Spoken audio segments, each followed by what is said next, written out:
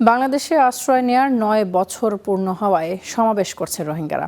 এ বিষয়ে আরো বিস্তারিত জানতে রোহিঙ্গা ক্যাম্প থেকে যুক্ত হচ্ছে সহকর্মী মুহিবুল্লাহ মুহিবের সঙ্গে।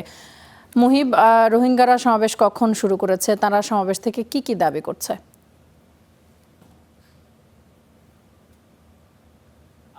অল্প কিছুক্ষণের মধ্যে হয়তো সমাবেশটি আনুষ্ঠানিকভাবে শুরু হবে।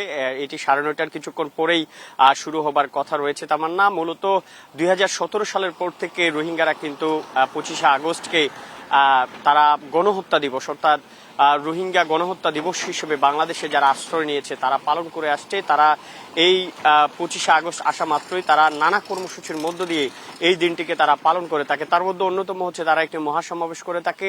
তাদের প্রয়াত নেতা যিনি মাস্টার মুহিবুল্লাহ, তিনি এই সমাবেশের সূচনা করেছিলেন। প্রতি সমাবেশেই তারা তাদের গণহত্যা দিবসের যে দর্শন বা নিপীড়নের, মিয়ানমার সরকারের যে নিপীড়ন, জান্তা সরকারের বা সেনাবাহিনীর যে নিপীড়ন, তার প্রতিবাদ জানিয়ে আসছিল দীর্ঘদিন ধরে। এছাড়াও আসলে গেল 9টি বছর ধরে তারা বাংলাদেশে অবস্থান করছে। বাংলাদেশে আশ্রয় নিয়ে বিভিন্ন সময় তারা আন্তর্জাতিক মহলকে জানান দেবার চেষ্টা করেছে যে তারা আসলে নিপীড়নের শিকার হয়েছে, নির্যাতনের শিকার হয়েছে। বাস্তুচ্যুত হয়ে ঘরবাড়ি ছেড়ে তারা বাংলাদেশে আশ্রয় নিয়েছেন। তারা আসলে স্বেচ্ছায় এখানে এসেছেন এমন নয়, কিন্তু তারা হচ্ছে যে নির্যাতনের মুখে পড়েছিলেন সেখান থেকে প্রাণে বাঁচতে তারা বাংলাদেশে আশ্রয় নিয়েছেন।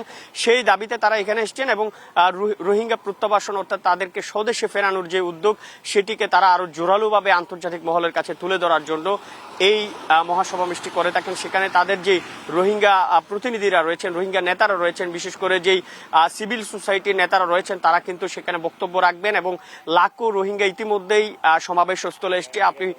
আমি আপনাকে হয়তো অল্প কিছুক্ষণ পরে পরবর্তী সংবাদে আপনার মাধ্যমে দর্শকদের দেখাতে পারবো যে আসলে তারা কি ধরনের সমাবেশ করছে এবং তাদের যে দাবি দেওয়া সেইগুলো কিভাবে তুলে ধরছে সেই তথ্যটা জানাতে পারবো।